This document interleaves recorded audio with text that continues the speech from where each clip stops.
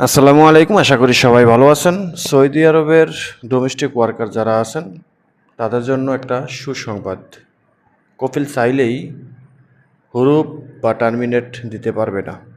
আমরা জানি যে বর্তমানে মানব সম্পদ মন্ত্রণালয় এবং সৌদি গভর্নমেন্ট নতুন নিয়ম চালু করছে যে এখন থেকে যারা ডোমেস্টিক ওয়ার্কার আছেন তাদেরকে কফিল টার্মিনেট হুরুপ দিতে পারবে এবং সেখানে 2 মাসের মধ্যে সে কাফালা হতে পারবে। তো এখন টার্মিনেট যে দিবে বা হুরুপ লাগাবে সেখানে কি যে কোনো সময় বা যে কোনো ব্যক্তিরে টার্মিনেট হুরুপ লাগাতে পারবে না। যে কোনো ব্যক্তিকে যখন তখন মন মতো টার্মিনেট দিতে পারবে না। টার্মিনেট দিতে হলে রুলস অ্যান্ড কন্ডিশন মেনে তারপরে কফিল আপনাকে টার্মিনেট করতে হবে। তো আশা করি ভিডিওটা শেষ পর্যন্ত দেখবেন, শেয়ার করে দিবেন।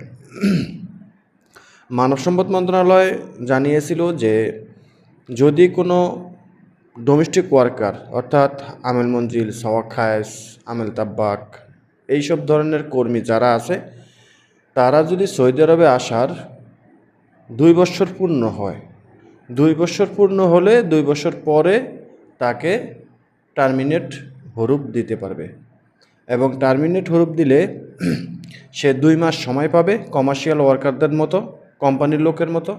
2 মাসের মধ্যে যে কোনো জায়গায় কাফালা হতে পারবে বা ফাইনাল এক্সিটে দেশে চলে যেতে পারবে। অর্থাৎ সেম ক্যাটাগরি কোম্পানির মতো।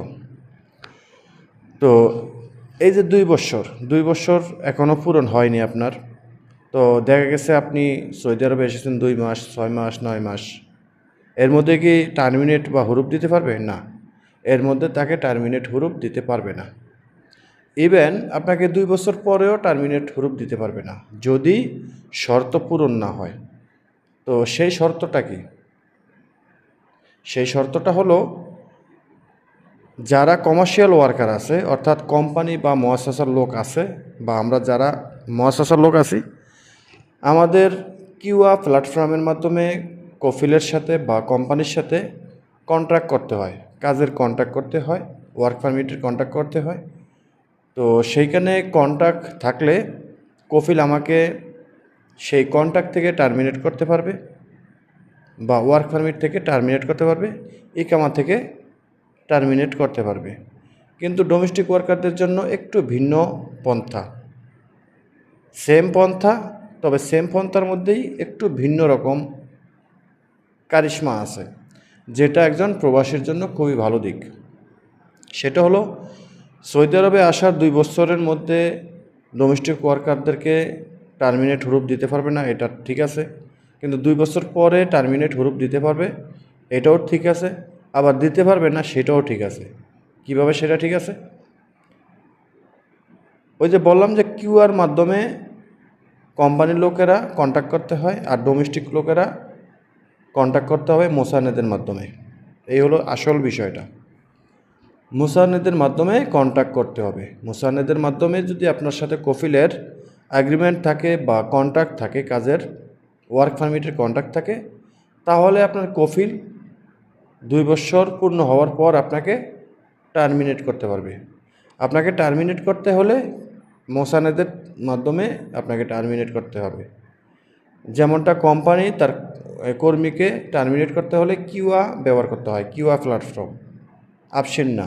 আগে ব্যবহার করা হতো আপশিট, এখন আর আপশিট চলে না, এখন কিউআর প্ল্যাটফর্ম ব্যবহার করে টার্মিনেট করতে হয়। আর আপনার কফিল, আপনি যদি ডোমেস্টিক ওয়ার্কার হয়ে থাকেন তাহলে আপনাকে টার্মিনেট করতে হবে মুসানেদের মাধ্যমে। মুসানেদ যদি আপনার সাথে এবং কফিলের সাথে যদি মুসানেদে কন্ট্যাক্ট থাকে তাহলে সেখান থেকে আপনাকে টার্মিনেট করতে পারবে এবং টার্মিনেট করার পর আপনি 2 মাস সময় পাবেন কাফালা হওয়ার জন্য বা দেশে যাওয়ার জন্য। এই হলো মূল বিষয়টা। আশা করি বুঝতে পারছেন। ভিডিওটা শেয়ার করে দিবেন। মুসানেদ যদি না থাকে আপনার কফিল আপনাকে কখনোই টার্মিনেট করতে পারবে না, কন্ট্যাক্ট না থাকলে। সবাই ভালো থাকবে।